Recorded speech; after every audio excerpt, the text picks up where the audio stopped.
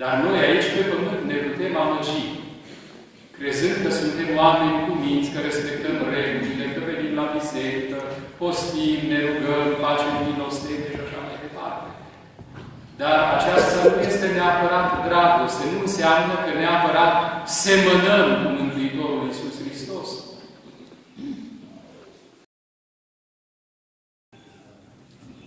Iar dacă noi semănăm cu El, dacă noi avem vreo legătură cu El, atunci și noi putem să facem la fel. Putem cu adevărat să ne smerim, să fim buni cu toată lumea, să răbdăm, să fim milostivi, să ajutăm pe orice om care suferă.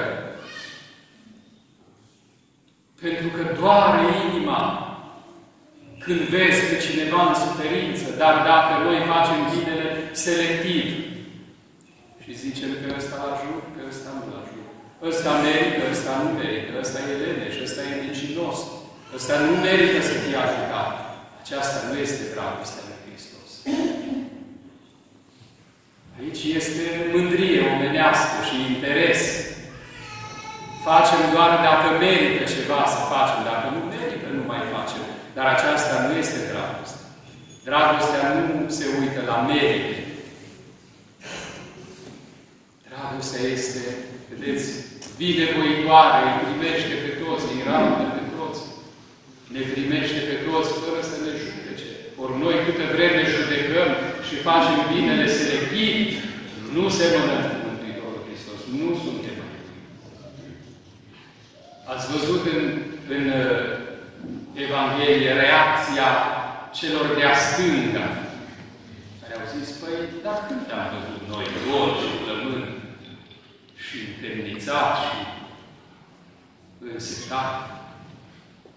Dacă te-am fi văzut, sigur ți-am fi făcut, vedeți, interesul. Dacă te-am fi văzut pe tine și am fi știut că tu ești acolo, bolnav și cu siguranță că ne-am fi dus, că da, merită să-L ajuți pe Iisus. N-am știut. Nu te-am văzut nicăieri. Vedem și la Sfinți cumva o reacție asemănătoare, dar totuși acolo este o altă nuanță.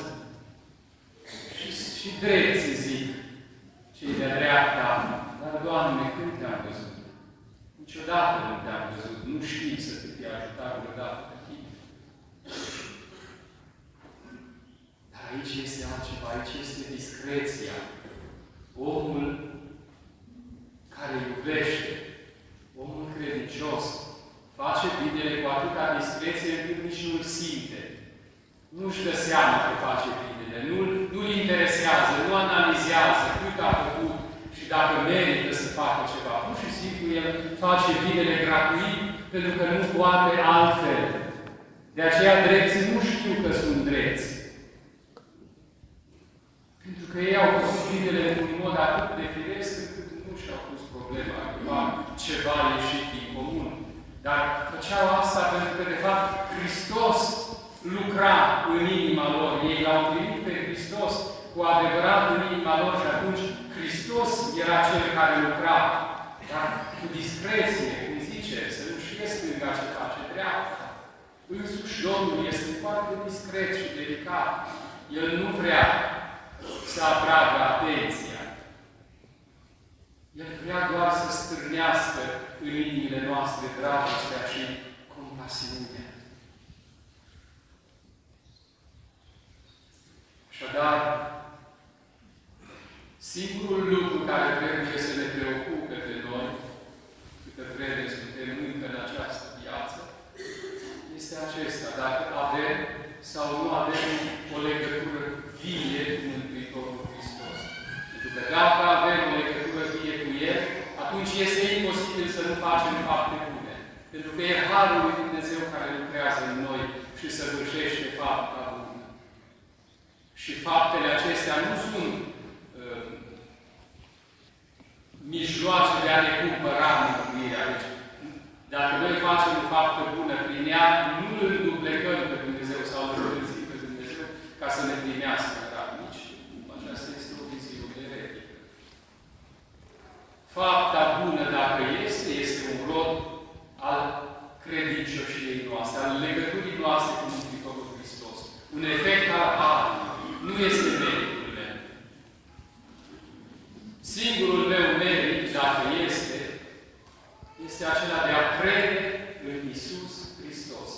De a crede că El este adevărul și viața.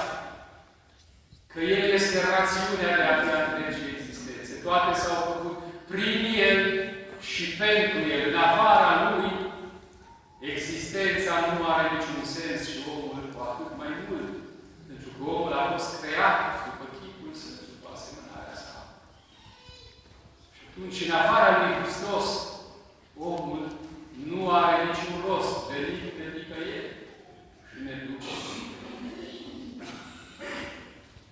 Judecata va fi înfricoșătoare, pentru că atunci se va vădi adevărata noastră stare. Dacă avem sau nu avem părtășie cu El. Dacă semănăm cu adevărat cu El sau nu. Judecata cea de apoi nu va fi un proces juridic, așa cum avem noi aici pe pământ, cu judecător, cu acuzator, cu acuzat, cu apărător.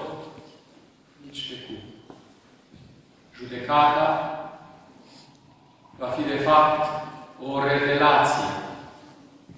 În lumina lui Hristos ne vom vedea toți așa cum suntem. Realitatea.